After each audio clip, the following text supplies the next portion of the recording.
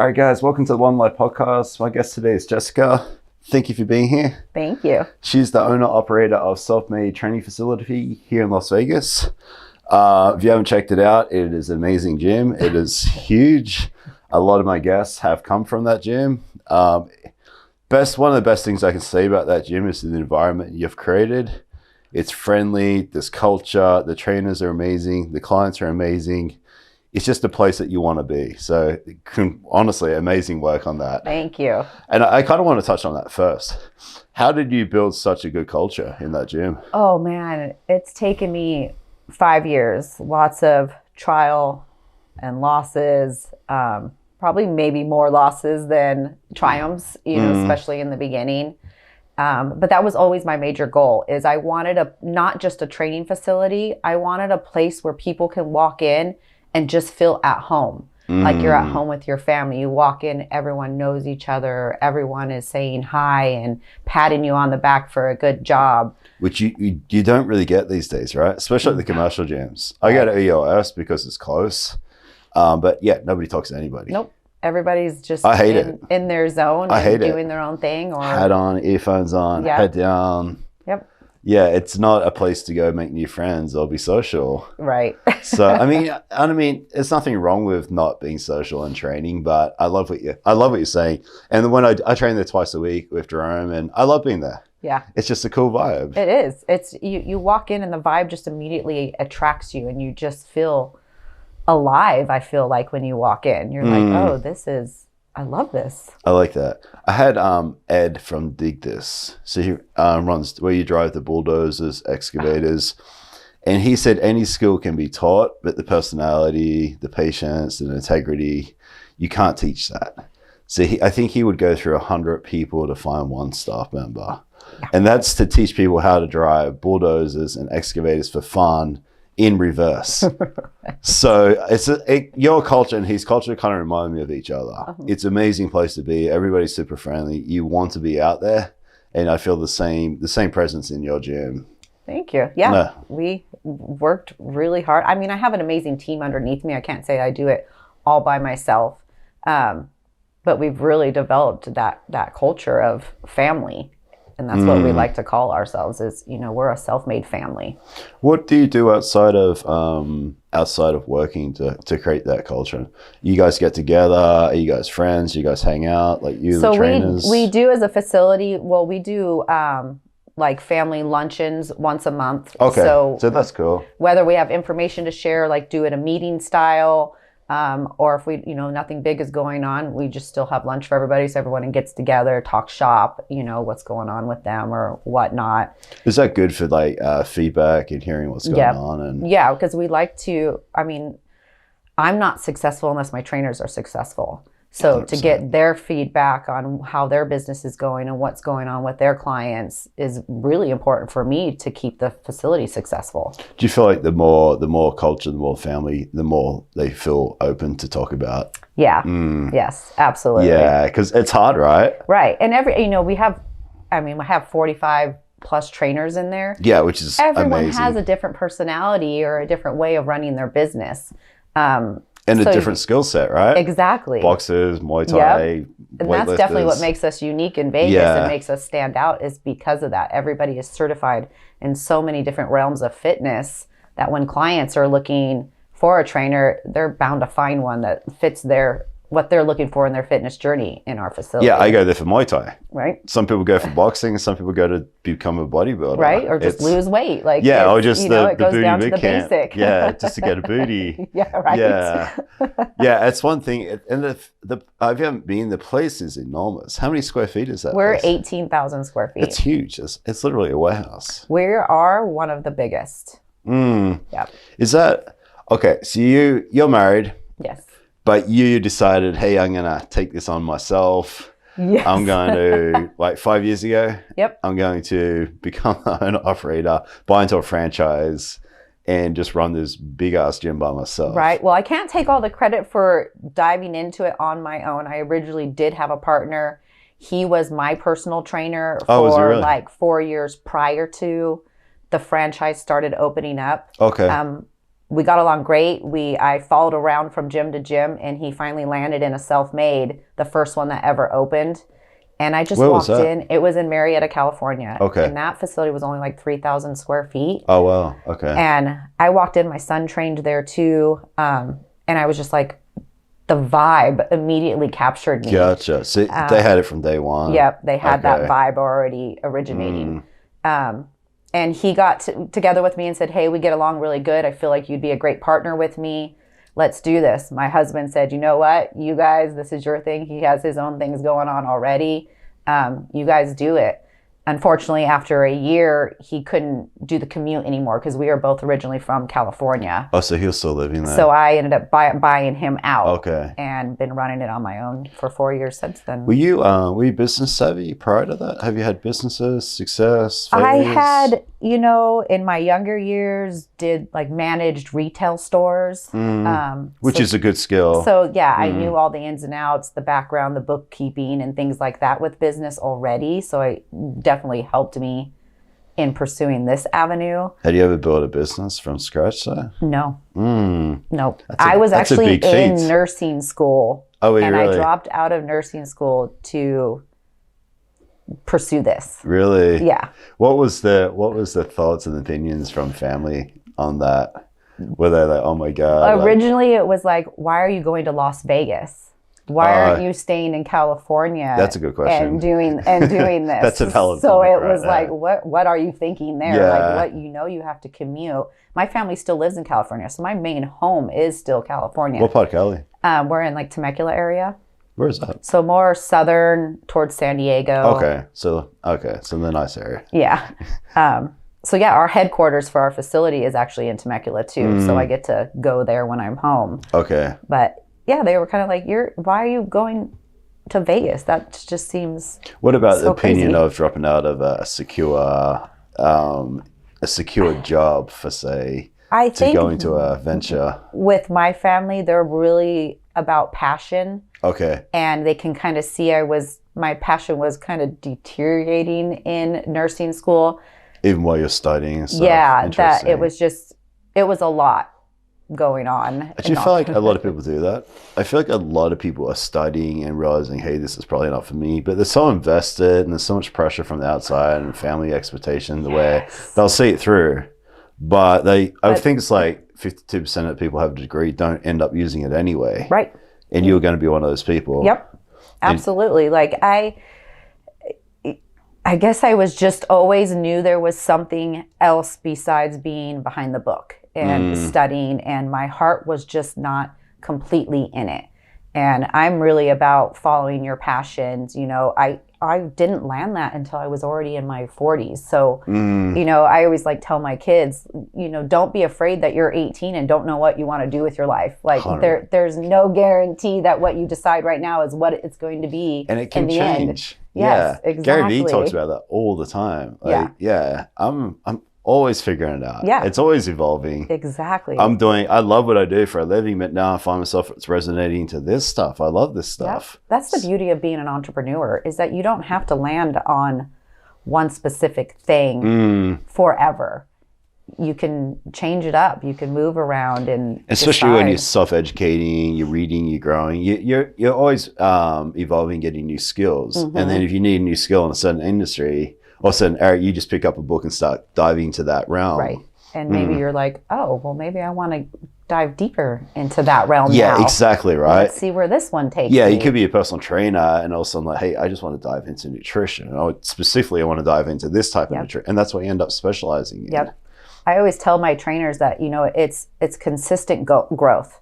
You need to have that. Always never tell yourself you made it to whatever it is you're trying to get to, because there's always more to learn. There's always other avenues that you can take. So just be consistent with the growth. Always learn more. Where'd you get that from?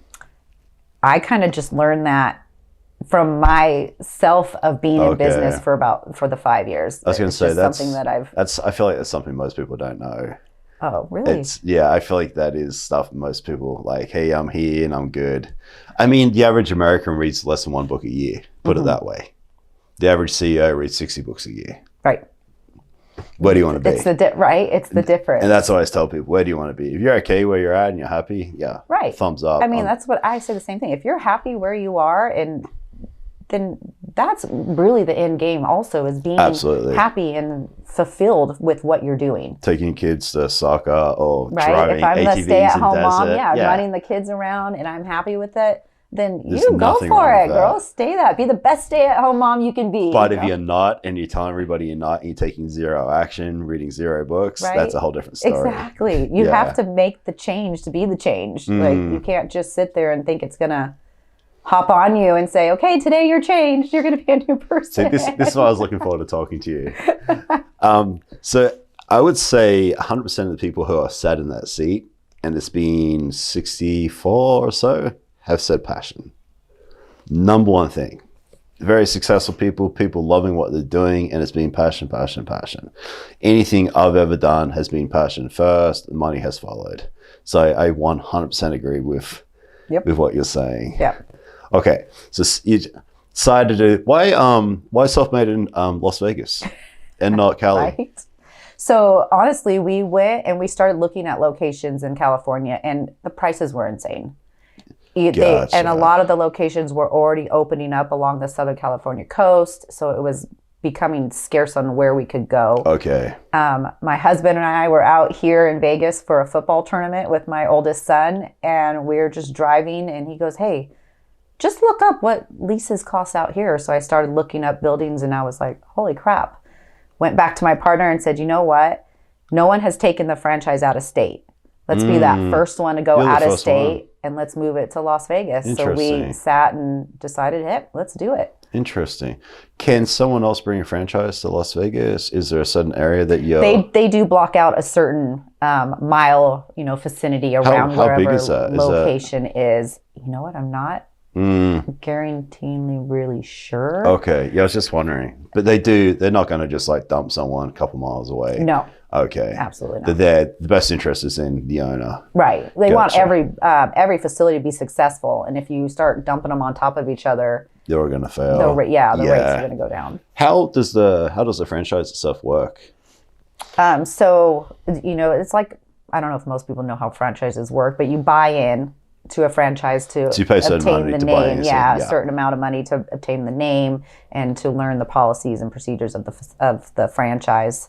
So that's pretty much it. I mean, but did you have to go get your own space, and there was a certain it's up size? to you to find your space, to know what size you want to do, to get all your equipment. Oh, so you can come in and buy a massive. Really? You can. My original location was only 7,000 square feet because we were originally in Henderson, and we just learned that we were just too far out of the. Oh, so you actually had a location, didn't you? I forgot about that. Yeah. So that was a lot smaller. Yes. Okay, so you started there, saw the demand, and then expanded and got more central. Absolutely. Okay, that makes sense.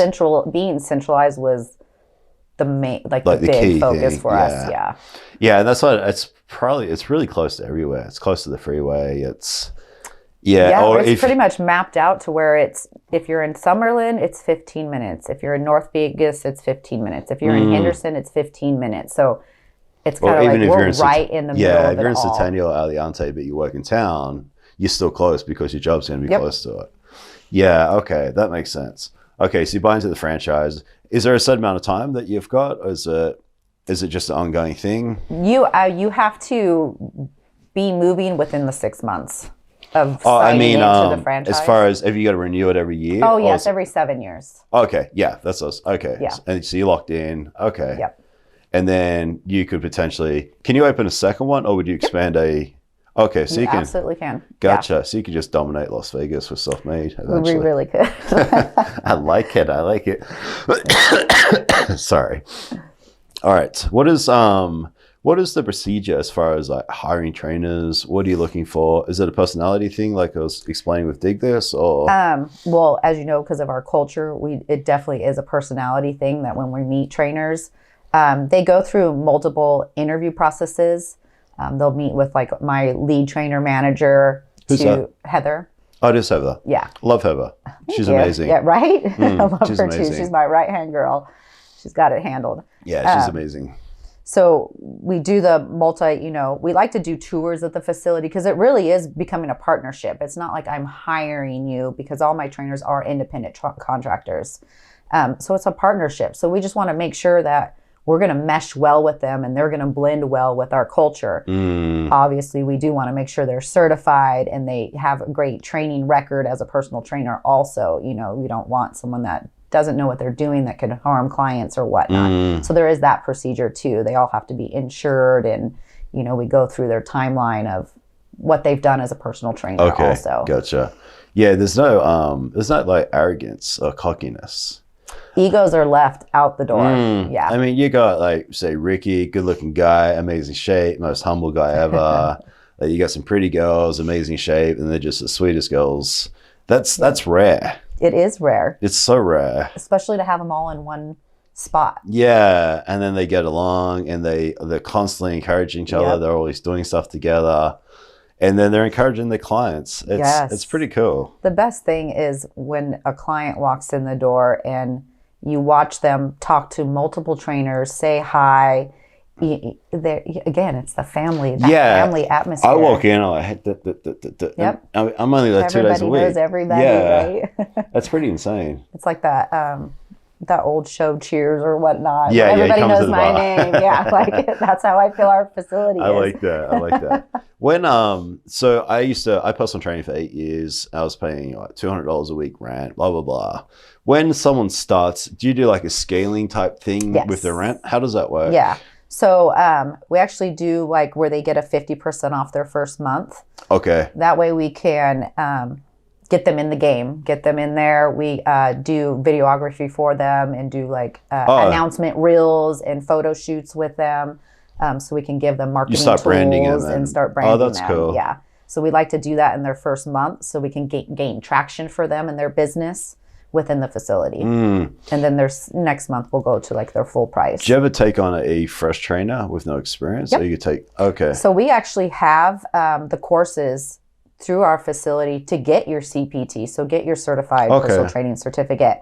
So yeah, we take newbies, and again, it's the same. We have a huge website dedicated to our trainers that goes through simple things that trainers won't learn like in the book.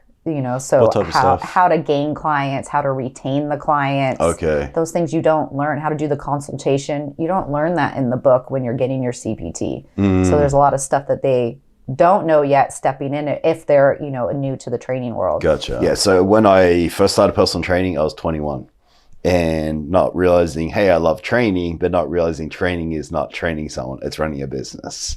And by doing so, that's talking to people, selling to people, retaining people, a therapist. And it was so much more than just training someone. It really is. So it was the worst but best thing ever happened to me because I learned a lot. And it got me, I was quite shy, and being a personal trainer made me quite confident because I'd be able to walk up to you and create a conversation and be able to sell you. Yep. You have to be able to talk with people. And I always tell like new trainers coming in, it can be as simple as being in the grocery store, standing in line, looking at the person in front of you, notice they have athletic shoes on, and just bring a conversation. Hey, I love your shoes. Where do you train at? It could be that simple. Like fishing outside the gym. Yeah, you just have to be able to talk to people. I like that.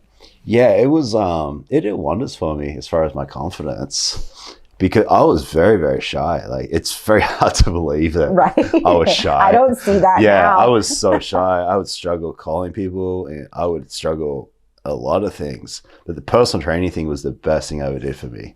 And even as far as dating and talking to girls, because it allowed me to learn how to talk to a 60-year-old man, 22-year-old girl, 50-year-old single mom. It's a huge confidence builder. It was my confidence builder, put it that way. It was the number one thing I can say that build my confidence. And I feel like a lot of people feel exactly the same way. You go to the gym and you do a workout, those endorphins are going, you leave the gym just like 2 inches taller. You just feel better about yourself. So working out, is a huge confidence builder. Yeah, absolutely. Okay, so what is this like running it by yourself? Is it hard not someone to talk to? Obviously you got your husband's support, but not having a partner, is it sometimes being frustrating? I feel like I've been doing it for so long now that I don't realize that I don't have someone right there. I mean, like I said, I have my team. So I have, Heather right there. I go straight to her if I need advice on things because she's got the inside look that I don't because she is a personal trainer. I'm not a personal trainer. So I get the inside look on what it feels like from her and my other trainers. So I always love getting her opinion on things. What type of stuff you get from her? She just shares like what a personal trainer might be feeling in a situation that might be happening in the facility. So it's nicer to get it on her side because I'm kind of the one maybe outside looking in sometimes. And so I don't see what's really going on. And you can't unless you're a trainer. Right. And even if you are, everyone knows who you are. Yeah, So exactly. So they're they're not boss. going to be as open to me as they will to her. So that's why I'm so thankful to have her there because she gets that. They communicate with her. We always have a joke in the facility about that. Like, well, if I didn't hear about it, we know Heather's going to hear about it because they're going to talk to her. I like that.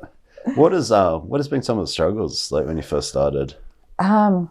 It was gaining trainers for the longest time in the first facility because we were so new to Vegas.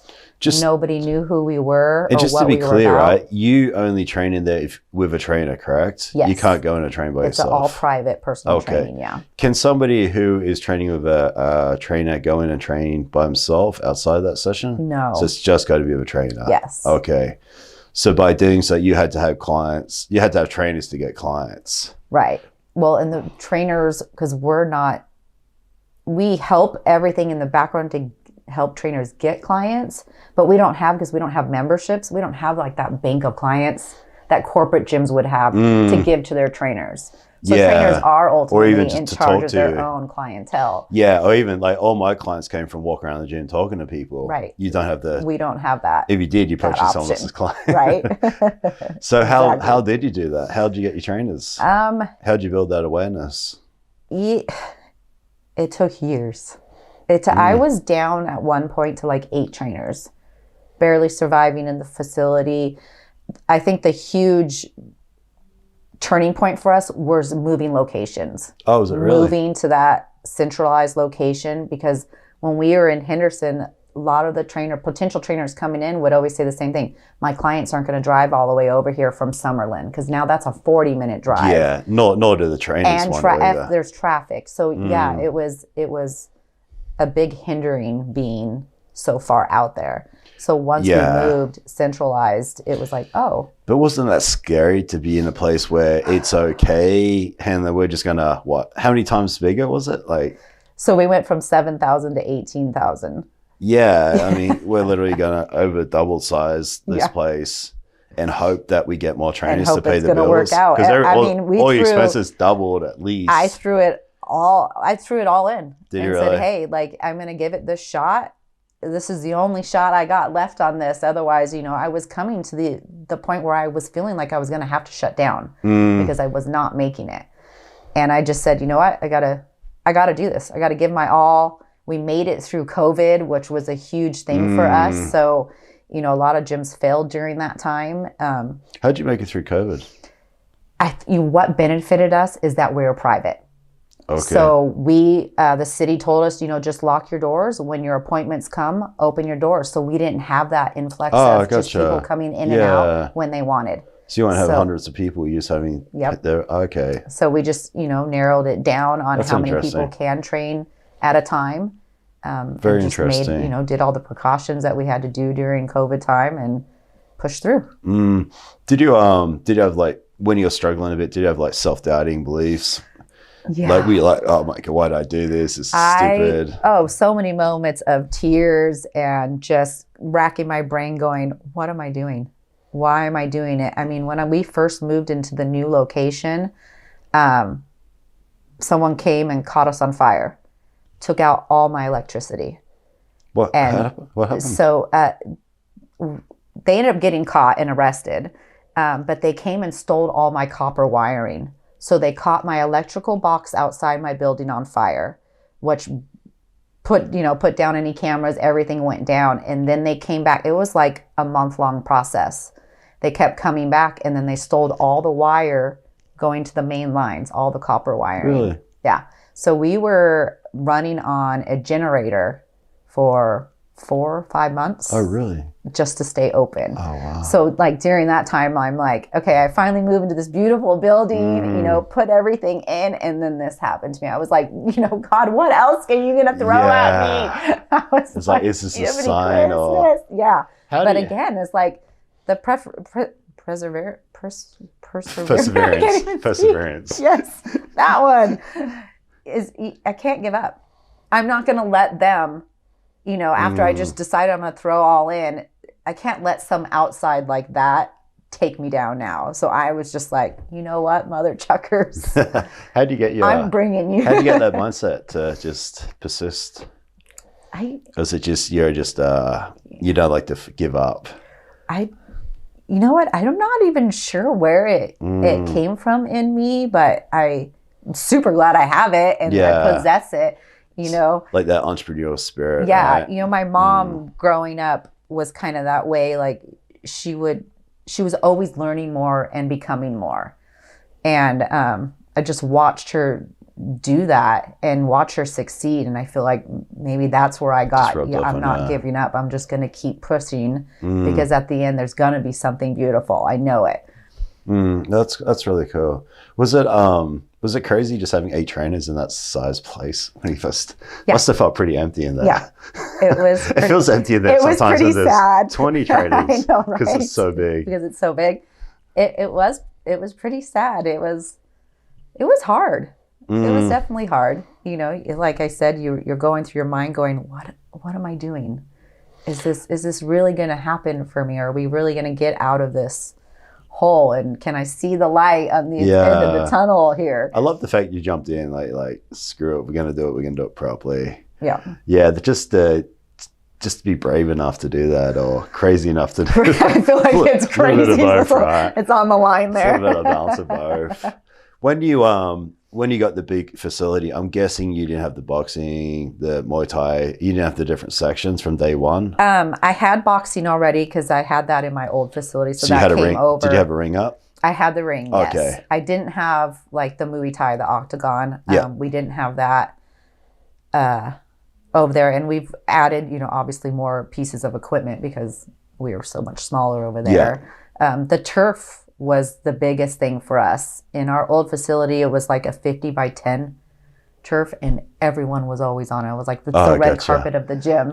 So when we moved, we knew we needed a lot more. Gotcha. So you kind of like, you can cater, you're in charge. That's cool. Is there any, where do you see the future going within inside there? Is there anything you want to add? Is there anything new coming? I think one of my biggest goals is just, you know, being more a part of the community, which we're doing now is doing the fundraisers and things like that, just showing the community what we're about. I don't want to be just a regular gym or just this gym where people just work out. You know, I want it to be a gym where it's a feeling. And when you come in there, you know that we're helping the community. We're not just, you know, about our own lives and doing what we need to do. So I think that was always my vision, just to be more. How are you going to do that? Well, currently we've started doing a self-made Las Vegas Academy, which is pretty much like a seminar that we're opening up to trainers that are not only in our facility but outside of our facility. Okay.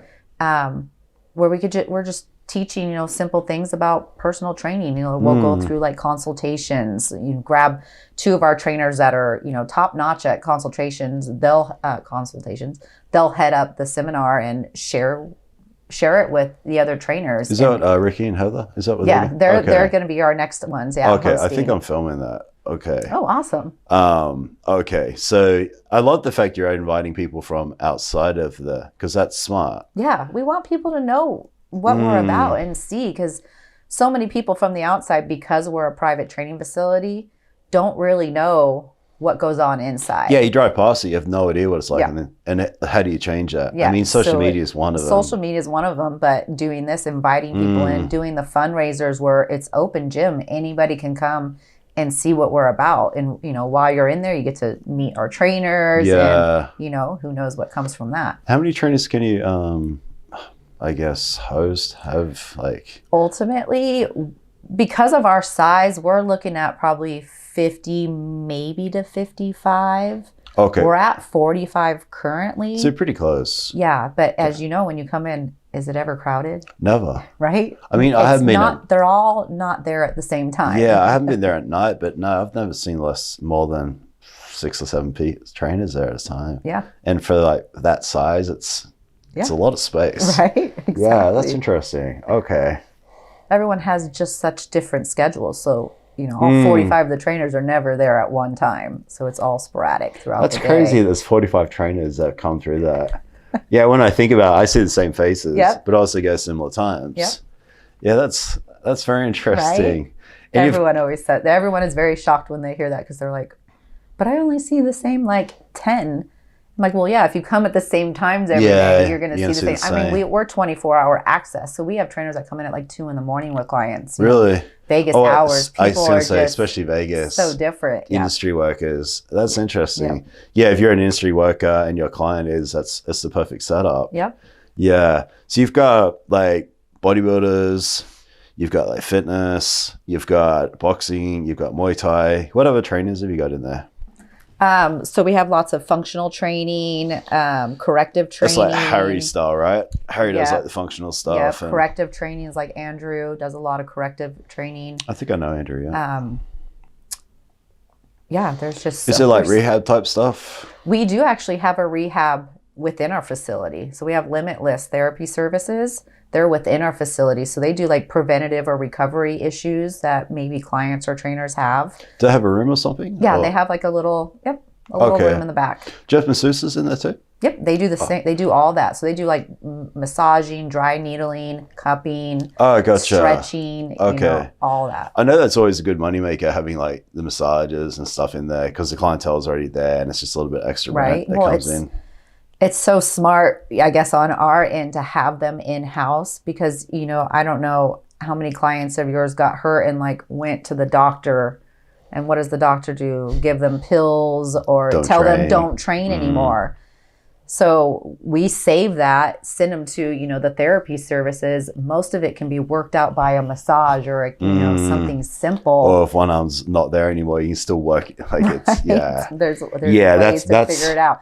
Obviously, if it's something, detrimental, it's a bad injury, we want you to go see your doctor. Yeah, absolutely. But the simple, oh my gosh, my shoulder hurts. It's easier. It's more of a safe thing from a doctor, right? Oh, my toe hurts, don't train. Right. I hurt my pinky, don't train. Yeah, it's really messed up. You should lay off that for 4 to 6 weeks. Yeah, it's really messed up.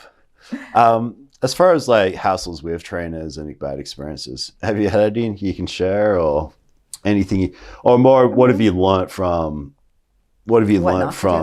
Yeah, I mean, have you just learned that the personality is the main thing, or because I'm sure not every trainer has worked out. Right. No. Yeah, we've had to let trainers go if we feel like it's because of a tight culture. If there's like a cancer, a brewing, it just takes one. So you have to, as a business owner, know what's going to be beneficial to your business, and if that's not it, you got to let them go. How can you remove them many times? A certain amount of time notice? No, you can. If they have disrupted like my environment and it's in their agreements, so we have trainer agreements that they can't disrupt the environment or bring any kind of negativity, forth into the facility. And if that's happening, it's grounds for immediate termination of the contract. And you do that? Yep. How do you handle that?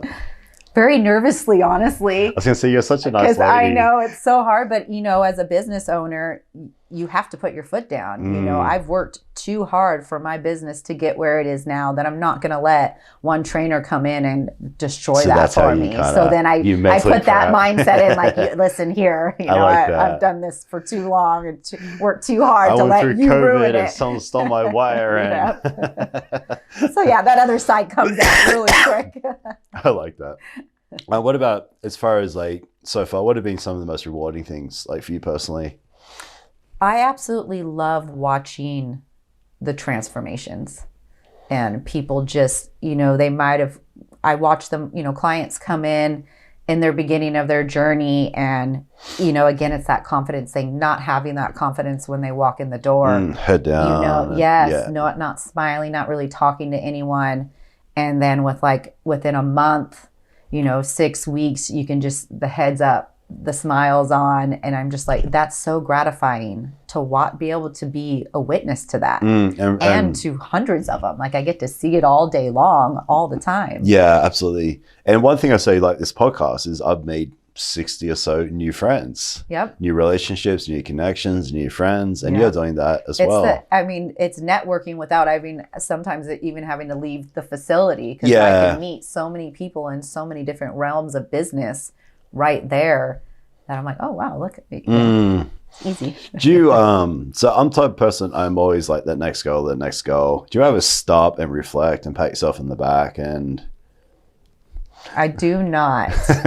It's funny, right? It seems like a simple question, right? It's so weird. And you know what made me giggle about it is that Heather Bray and I the other day just talked about this, on how I don't ever do that. Like I don't ever sit and look at my business and go, wow, I've done pretty badass, like I don't, because I don't ever want to, I guess, put that mindset, like, again, that I've made it. No, yeah, but I mean, it's not that.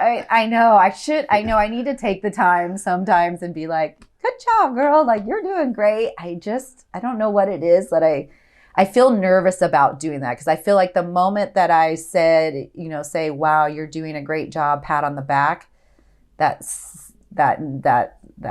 fall is going to come, or something's going to come that's going to change it real quick. So I never want to put like. Yeah. Okay. So how do we get you to reflect a little bit more? Right.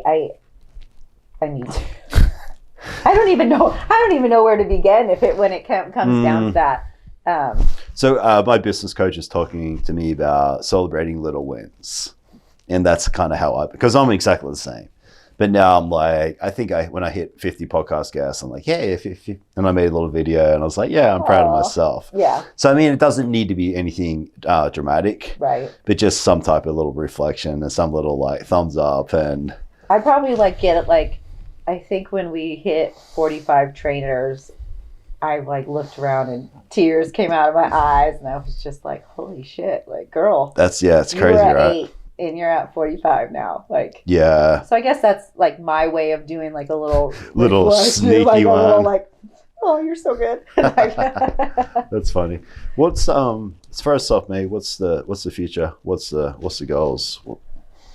Where are you looking at? Like, I mean, obviously 55, like you said, but I mean, you're not too far off. Have you got any like big goals on top of that? Second facility, bigger facility. We bounced around the idea of doing a second facility. It would never really be anything at this magnitude. We're thinking maybe something just smaller, maybe more in Summerlin, so a smaller, like bougier, I guess, kind of feel to it. So we've kind of bounced that around, but ultimately right now, my goal is just getting where I am, getting to that goal of 55 trainers, and then I feel like I can look to see what else. Like, I want to finish what I'm doing first. You're familiar with Smash Iron? Yes. Smash Iron? Yeah. So they got a central location, but then they got more of a unique one out in Summerlin. It's a lot smaller. See. Yeah. And it's I didn't know that about that. I wouldn't say it's bougie, but it's a little bit different. But they've got those two locations. Yeah. One thing too, though, like if you got to, this is where I feel like a lot of people get caught up. Like, you've got a business, it's doing really well, it's probably making well and truly enough money, and you're good. It's like, why do we always need to keep going for that next thing? Because you might just be like, hey, the business is running itself, it's comfortable, I've got plenty of trainers. Why can't I just stay here? You know what I mean? You don't necessarily have to have nature almost to just, especially an entrepreneur, to want more than where you are. Like, it's like a ladder that never ends. I've made it to this point. Why not? Wow, why not just go for? But on the opposite side of it, it's like, I'm got a comfortable living and I love what I do and everything's pretty solid, and you know what I mean? I think it's something I've thought about. My personality is too antsy. So I feel like when I get to where I was going, hang out for a little bit, I'm like, okay, now what? Like, it's time to do something. Maybe it's a boredom thing, right? And constantly being challenged. Yep. Yeah, I always wonder that. Challenged. Even though, during the moment, maybe it doesn't feel so great, but it's that gratitude at the end. And the growth that comes with it, right? Yep. Who trains you? I train with multiple of our trainers. Yeah, I was going to say. I've trained with Jerome, I trained with Ray, I've trained with Heather, I've trained with, just. Who's your favorite? I honestly love to, there's no favorite. I honestly love train with multiple trainers because I like to, as the owner, know how they train their clients. So I like to see that inside. So I always, typically when we get a new trainer, try to get in a session with them, just so I know how they work. So it helps me too that when I have inquiries come in for trainers to know exactly what direction to send them. Yeah, that's interesting. What's your favorite type of training? Muay Thai.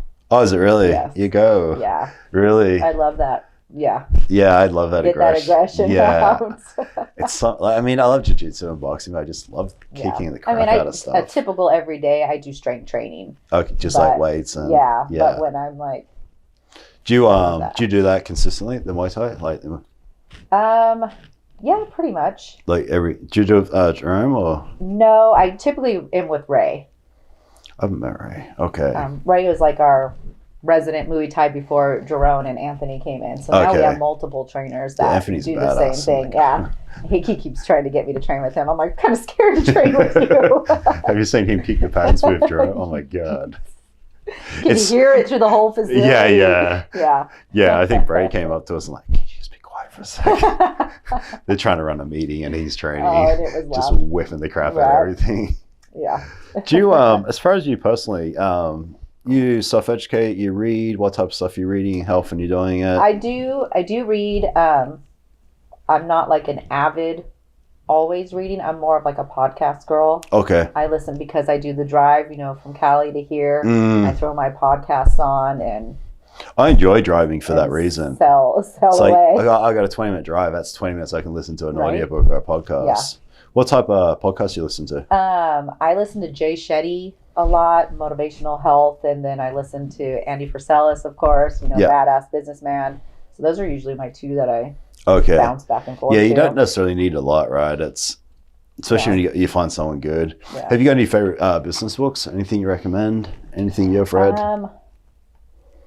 My favorite is, The Friends and How to Influence. How to Win Friends and Influence. That's my favorite book too. Yeah. Have we talked about that? I always go back to that. I don't think we've ever talked about it. Yeah, it's been my favorite book for forever. Yeah. Dale Carnegie. I think for me, it's remembering that people skills are more important than anything. And what about you? What do you like about it? Pretty much the same thing, because we're all different personalities. So you have to know different angles to meet up with different personalities or how to get that communication through to each other. So I love learning that. And it's just, for anyone who hasn't read it, it's basic stuff like remembering someone's name. And people are like, I'm bad at remembering names. No, you just don't give a crap. You're making zero effort to remember that name. If you want to remember someone's name, you'll remember it. Right. And I always do those tricks because I actually am pretty bad at names, and I don't think it's because I don't care. I think it's just I have honestly a bad memory. But I always do those little tricks, so when they say their name, I'll repeat it. 3 times within 2 minutes. Yeah. So I know that it's stuck in my head and I'll remember it the next time. My rhyme or relate is my secret.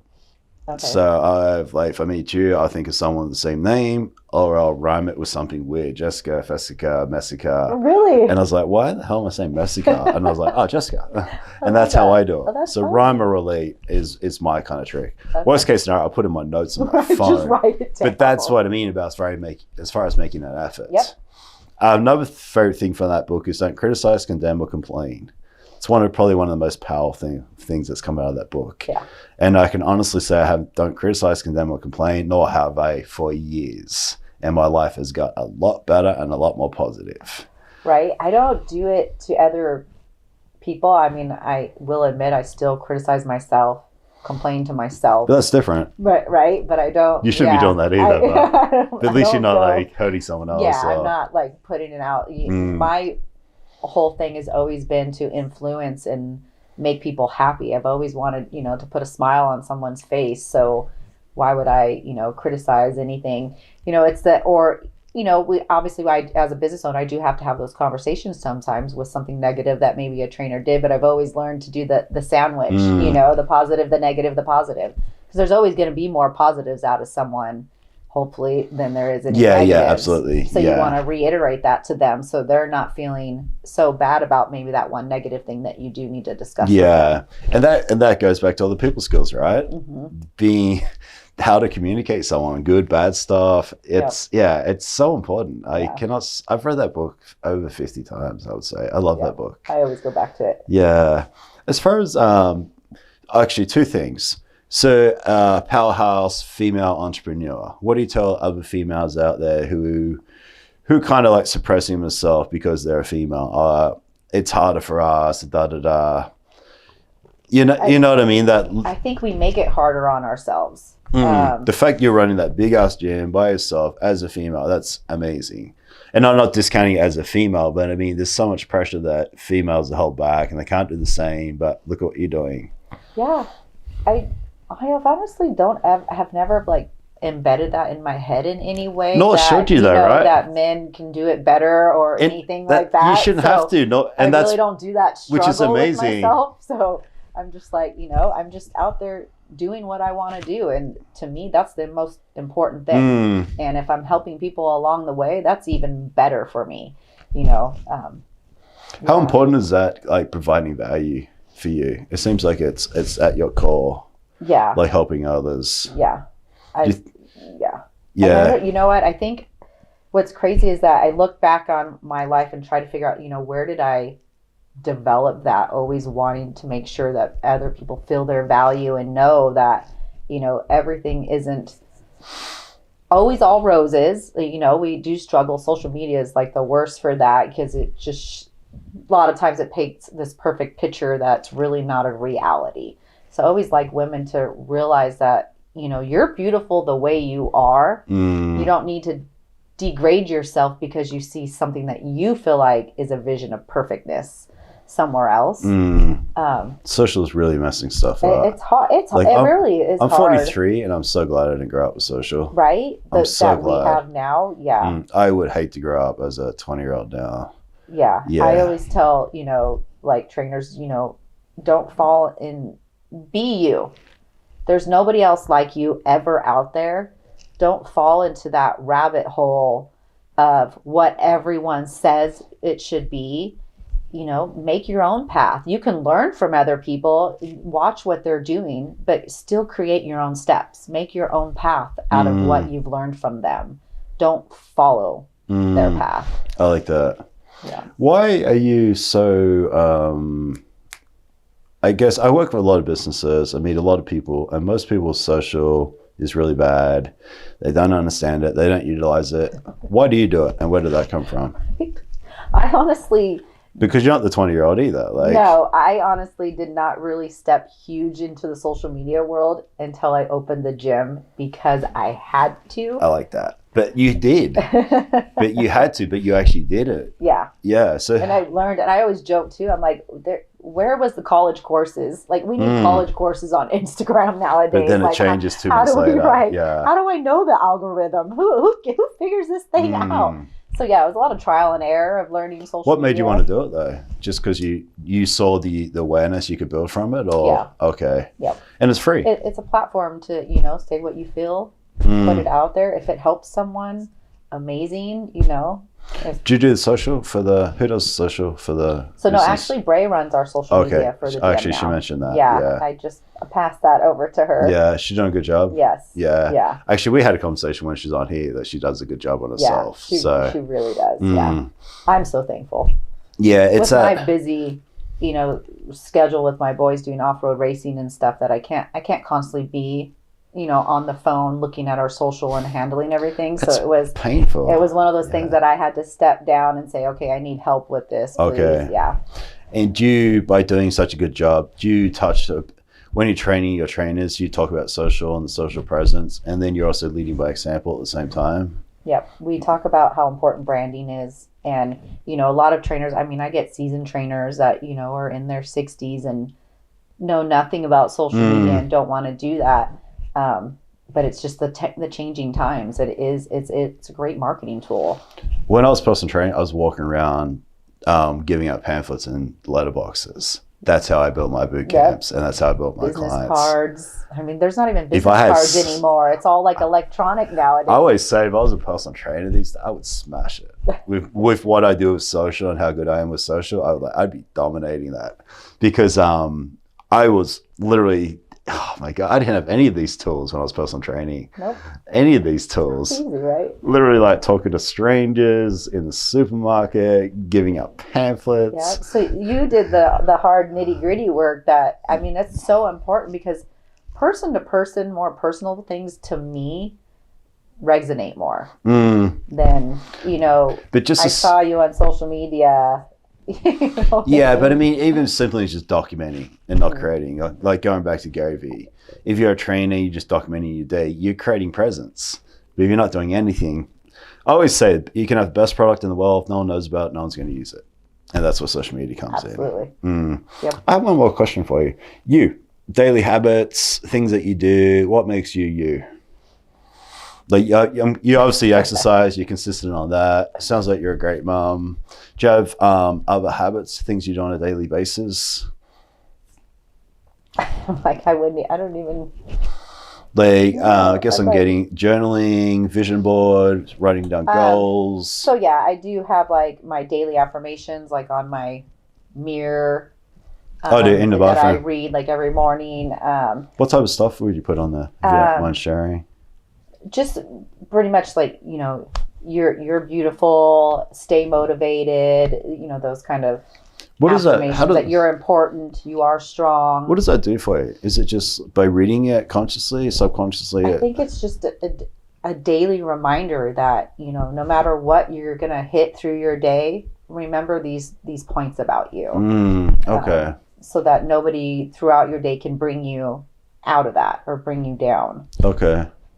Are you listening to podcasts every day? Not every day. Probably like every other day. Okay. I do listen to podcasts. Like my typical mornings, I just sit and quiet and just sit there. Really? And just kind of, I guess maybe that's my like reflection. I just sit and quiet. Obviously I have my puppy, so I'm playing with him too at the same time. But I don't watch the news. I make it a strong point to never watch the news. I just like ever. So I hear about everything from other people telling me, hey, did you see this? I always say that if it's bad enough, you're going to hear about it. Yep. I mean, there's a school shooting again last night, and I don't watch the news, but I still heard about it. Yeah. So where I got that from was two people, Zig Ziglar. Yeah. And he talked about not reading the newspaper. Yeah. And then Oprah. Yeah. Saying if you watch the news, your day's not going to be positive. It sets you up. I feel like, it sets you up for that negative realm. And it's telling stuff they want you to hear, right? Exactly. Whereas you're going out of your way to find stuff you want to hear. Okay, I like that. I haven't heard anyone else say that. Anything else you do on a daily basis? You journal at all? I do journal here and there. It's not a daily habit for me.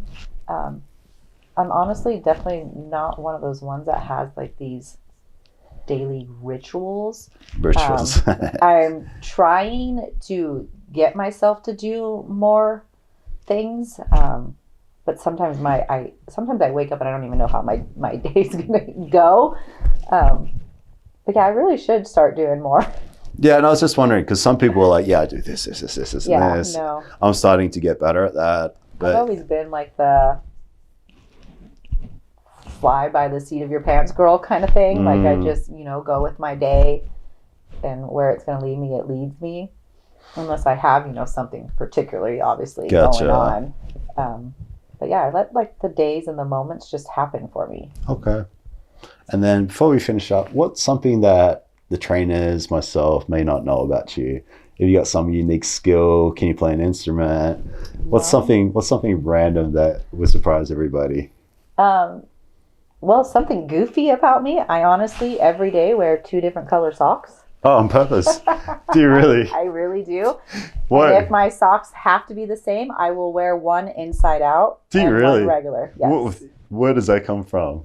I don't even know. From really? Ever since I was little, I did it. Really? And it was something unique that people started noticing, and I was like, I'm going to stick with it. And I've done it ever since I was little. That's awesome. Yeah. So you literally buy new socks and then mix and match them. And I mix and match them. That's amazing. Thank you so much for your time. Thank you. That was absolutely a pleasure.